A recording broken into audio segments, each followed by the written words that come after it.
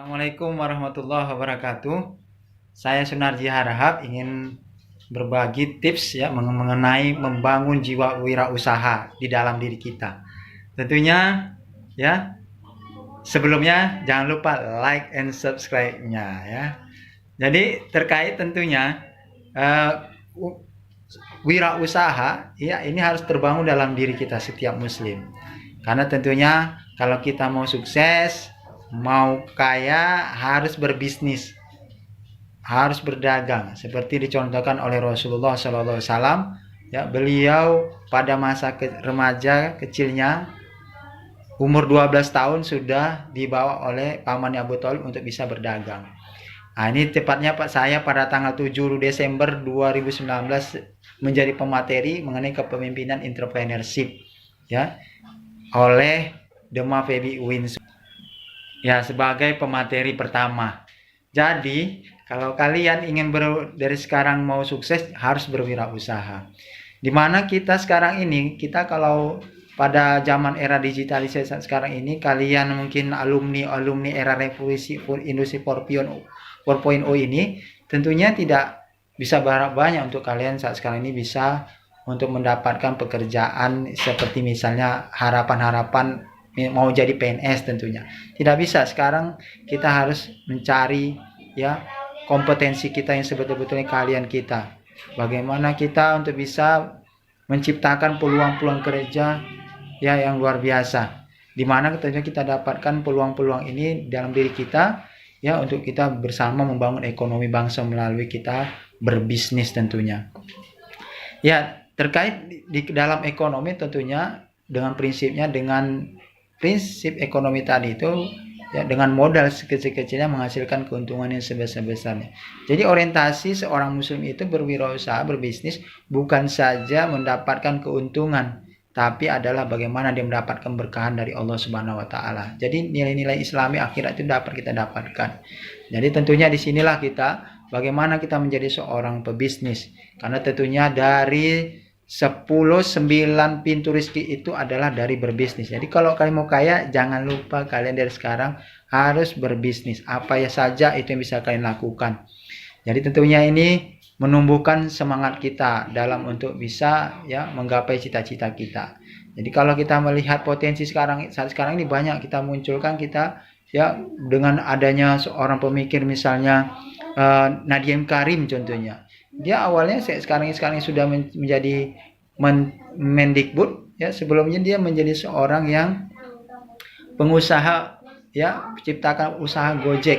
Nah, ini kan ya momen di mana dia bisa menangkap peluang. Jadi peluang-peluang ini banyak bisa kita munculkan apa saja ya. Sehingga model-model peluang digitalisasi sekarang ini kita bisa harus memanfaatkannya. Apa yang bisa kita kelola dengan baik dalam jiwa berwirausaha. Jadi kita itu jangan cepat kendor, jangan cepat juga kita putus asa dalam berbisnis. Terus berusaha, yakinlah ya Allah melihat dari usaha-usaha kita. Dan kalaupun terkait tentunya banyak yang munculnya ya, mungkin tantangan saat itu adalah tentunya untuk bisa mengasah kemampuan kita tersendiri. Untuk bisa kita bersaing di era digitalisasi saat sekarang ini tentunya. Ini kita kebetulan ya Bapak kemarin itu pada saat sebelum 3 hari sebelum menjadi pemateri ya seminar tersebut menerima award ya penghargaan juara 1 jurnalistik tingkat nasional KNKS 2019 di Jakarta. Ya ini menjadi support juga lah ya untuk bisa bagaimana kita berkarya kreatif kita, apa saja yang bisa kita lakukan, potensi kita pasti ada untuk itu. Dan tentunya ini juga nanti akan dilanjutkan dengan ya sedikit tambahan materi Bapak yang ada di waspada, news, tamak share, cerita support. Biasanya kalau tulisan-tulisan Bapak terbina itu Bapak tek-tek semua siswa Bapak. Ya kan? Mungkin ada pula yang nggak berani menciptakan peluang. Nah, makanya kalian itu bisa bagaimana untuk bisa menciptakan peluang. Jadi kita berpikir apa yang sekarang bisa kita buat, ya? Karya-karya apa, peluang apa.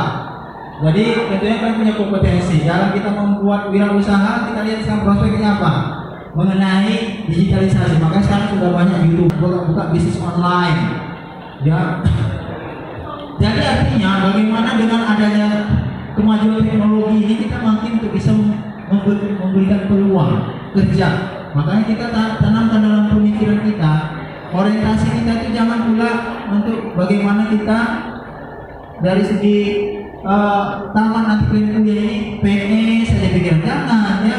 Kalau semua pikiran PNS nggak bisa menampung itu semua, maka kita perlu juga pemikiran mindset kita dirubah untuk kita lihat bagaimana berwirausaha. PNS juga bisa berwirausaha, apalagi kalian mungkin yang para cewek-ceweknya ya, tentunya kalian yang tentunya sebaik kalian juga sudah menikah sama mungkin suami kalian, tentunya kalian pasti untuk bisa di rumah ya. Di rumah tadi kalian bukan hanya sekedar untuk berusaha, tapi itu bagaimana kalian juga untuk bisa membuat peluang apa bisnis tambahan untuk bisa menambah dari segi finansial kalian. Karena tentunya zaman sekarang ini nggak bisa kadang kita ya sedih-sedih aja lah, misalnya kalian mengharap penghasilan suami gitu ya, nggak bisa ya. Apalagi sekarang dari krisis moneter, krisis kita sekarang ini nilai tukar rupiah nggak pernah turun. Jadi paling cepet 50, nggak pernah turun 3.000, 5.000 nggak pernah ya. Udah turun cepet besok naik rupiah ya. Jadi sama aja. Nah, jadi seperti itu. Kita makanya tingkatkan kemampuan kita ke IT kita, keilmuan kita tingkatkan. Makanya sekarang ini era digitalisasi, kita manfaatkan. Tapi kalau misalnya tugas dari dosen, ini tinggal searching Google aja, ya kan? Apa? Sebutkan 10 manfaat dari ekonomi syariah. Ya searching Google, pasti muncul langsung jawabannya.